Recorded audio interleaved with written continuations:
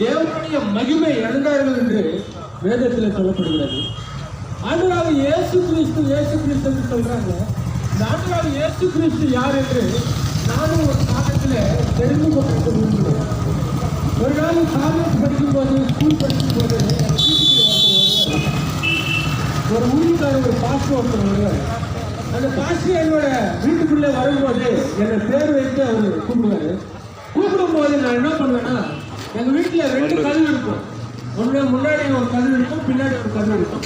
அவர் எப்போ வந்து என்னை கூப்பிடுவாரோ நான் உடனே போயிட்டு பின்னாடி கதவு இருந்து வந்து அவர் பார்த்துட்டு இருக்கேன். எப்போ அவர் போவாரா அப்போ நம்ம வீட்டுக்குள்ள போகலான்னு சொல்லி காத்துட்டு இருக்கேன்.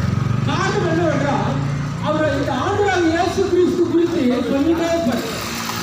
என்ன சொல்றாரு? ஒரு கெட்டது என்ன சொல்றாருன்னா இல்லை, எல்லாமே நல்ல விஷயங்கள் தான் சொல்றாரு. ஆண்டவராக இயேசு கிறிஸ்து குறித்து சொல்லும்போது எனக்கு ஒன்றே தோன்றது, இவரு எப்போ பார்த்தாலும் ஒரு நல்லதான ஒரு விஷயம், ஒரு நல்ல கடவுள் குறித்து சொல்றாரு. என்னதான் இருக்கும் என்று என்னோட மனதில் ஒரு கேள்வி வந்தது. என்னோட வாழ்க்கையிலே அநேக காரியங்களிலே இருள் சூழ்ந்து கொண்டது. அந்த இருள் என்னவென்றால் குடிப்பழக்கம். ஒரு காலம் படிக்கும் போது நான் ஒரு குடிக்கு அடிமையோட எங்கள் வீட்டில் ஒரு ஆட்டோ இருந்தது. அந்த ஆட்டோ வாங்கிட்டு ஒரு கையில் குடியும் ஒரு கையில் ஆட்டோ ஓட்டுறது. ஒரு சிறு வயதிலே வாலிப வயதிலே அநேக இருளான காரியங்கள் என்னோட வாழ்க்கையில் வந்து என்னோட வாழ்க்கையை முற்றிலும் கெட்டு போனது. அந்த கெட்டுப்போன வாழ்க்கையை தேடிதான் ஆண்டவராக இயேசு கிறிஸ்து வந்தார் என்று சொல்லப்படுகிறது. ஒரு மனிதனும் கெட்டு போனது அவருடைய விருப்பமே என்று வேதம் சொல்கிறது. எல்லா மனிதருக்காக அவர் ரத்தம் சிந்திருக்கிறார். எல்லா மனிதருக்காக அவர் பள்ளத்துக்கு இந்த பூலோகத்துக்கு இறங்குவாங்க என்று வேதம் சொல்கிறார். அப்போ ஆண்டவராக இயேசு கிறிஸ்து என்னோட வாழ்க்கையிலே எப்படியாக வந்தார் என்று பார்த்தோம்னா, எல்லாரும் நானும் என் ஃப்ரெண்ட்ஸ் எல்லாம் கூடி டிசம்பர் 31ஆம் தேதி ஒரு கிரவுண்ட் போயிட்டு கொடுத்து கொண்டிருப்போம். எப்படியாவது ஜனவரி 1 இதோட லாஸ்ட் இதுதான் ஒன்று கொடுக்கக்கூடாது அப்படின்னு ஒரு முடிவு எடுப்போம். ஆனால் ஒரு நாளும் கூட அந்த குடி பக்கத்துலேயும் வெளியே வர முடியல. காரணம் என்னவென்றால் அந்த குடி அவனை இன்பமாக இருக்கும். என்னோட வாழ்க்கையில் அநேக பாவமான காரியங்கள் செய்தனால என் குடும்பத்திலையும் என் சமூகத்திலையும் என் ஊரிலையும் கட்டுப்பட்டு வாங்கினேன். குடும்பத்தையே என்னோட பேசாமல் இருந்தாங்க. ரொம்ப வேலையாக இருந்தது. நான் என்ன தப்பு செஞ்சேன்? ஒரு குடிப்பழக்கம் தானே, ஒரு சின்ன சின்ன காரியம் தானே, ஆனால் என் குடும்பத்தில் இவ்வளோ ஒரு பிரச்சனை ஆகி நான் வெளியில வர வேண்டிய. எப்போ இந்த ஆண்டவராக இயேசு கிறிஸ்து என்னோட காதலே அவரோட ரட்சிப்பு குறித்து நான் கேட்டுக்கொண்டிருக்கிறோம். ஒன்று ஒன்றாய் என்னோட வாழ்க்கையிலே எனக்குள்ளே இருக்கிற இருளான பழக்கங்கள், பாவமான பழக்கங்கள் ஒன்று ஒன்றாய் என்னை விட்டு போனது. இயேசு கிறிஸ்து தேட ஆரம்பிச்சு என்னோட வாழ்க்கை முற்றிலும் மாறினது. என் குடும்பத்தில் அநேகர் என்னிடத்தில் பேச மாட்டார்கள்.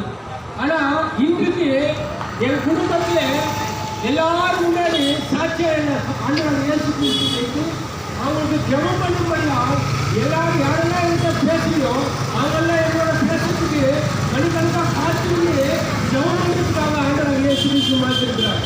பிரியமான அன்பான ஜனங்களே, இந்த வேலையிலே பாவியான எண்ணெய் மாற்ற ஆண்டவராக இயேசு கிறிஸ்து புரியாதத்துக்கு வந்தார் என்றால், உங்களையோ ஆண்டவராக இயேசு கிறிஸ்து உங்களோட வாழ்க்கையில் என்ன பாவமான காரியம் இருக்கிறதோ, என்ன வேதனை இருக்கிறதோ, என்ன துன்பம் இருக்கிறதோ, ஆண்டவராக இயேசு கிறிஸ்து இடத்துல நீங்க சொல்லும் போது அவர் சொல்லுகிற ஒரு காரியம் என்னவென்றால், எப்போ பாரம் சுமக்கிறவரே என்னிடத்தில் வாருங்கள், அப்படி உங்களுக்கு இளைப்பாற்ற தருவேன் என்று சொல்கிறார். ஆண்டவராக இயேசு கிறிஸ்து இப்பொழுது சொல்லுகிற ஒரு வார்த்தை என்னவென்றால், வாசப்படியில் நின்று கட்டுகிறேன், யார் என் சத்தத்தை கேட்டு கதவு திறக்கிறார்களோ நான் அவரோட பிரவேசித்து நான் அவரோட இருக்கிறேன் என்று சொல்லப்படுகிறது. ஆண்டவராக இயேசு கிறிஸ்து உங்களோட வாழ்க்கையில வரும்போது உங்களோட காரியங்கள், எண்ணங்கள், சிந்தனைகள் எல்லாம் மாறி நீங்க பரிசுத்தமான வாழ்க்கையை வாழ முடியும். பிரியமான அன்பான ஜனமே, சீக்கிரத்தில் ஆண்டவராக இயேசு கிறிஸ்து 2வது வருகை வரப்போகிறது.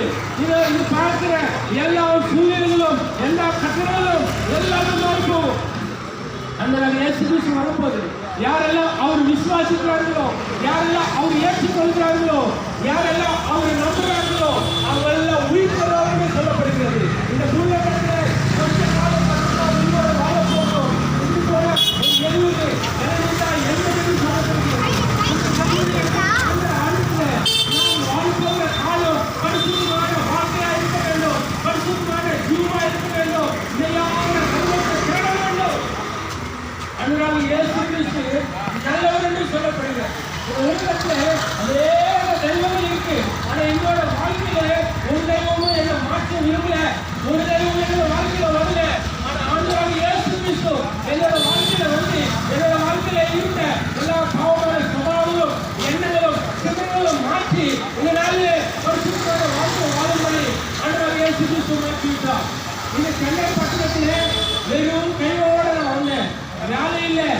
அந்த ஸ்டோரியில ரொம்ப கஷ்டப்பட்டு சொல்லியிருக்கேன். ஆனா ஆண்டவர் இயேசு கிறிஸ்து என்னோட வாழ்க்கையில வந்து எனக்கு ஒரு நல்ல வேலையை கொடுத்து அநேக இடத்துல சேர்ந்து மாற்றி, அது மட்டும் இல்லாம எனக்கு ஆண்டவர் இயேசு கிறிஸ்து 10 பேருக்கு வேலை கொடுக்குற அளவுக்கு ஆண்டவர் இயேசு கிறிஸ்து மாற்றி இருக்கிறார். இந்த ஆண்டவர் இயேசு கிறிஸ்து குறித்து சொல்ல ஒரே ஒரு காரணம் என்னவென்றால் நம்மளுக்கு ஒரு ஆத்மா இருக்கு. அந்த ஆத்மா ரட்சிப்பு தான் ஆண்டவர் இயேசு கிறிஸ்து இருக்கிற விஷயம்.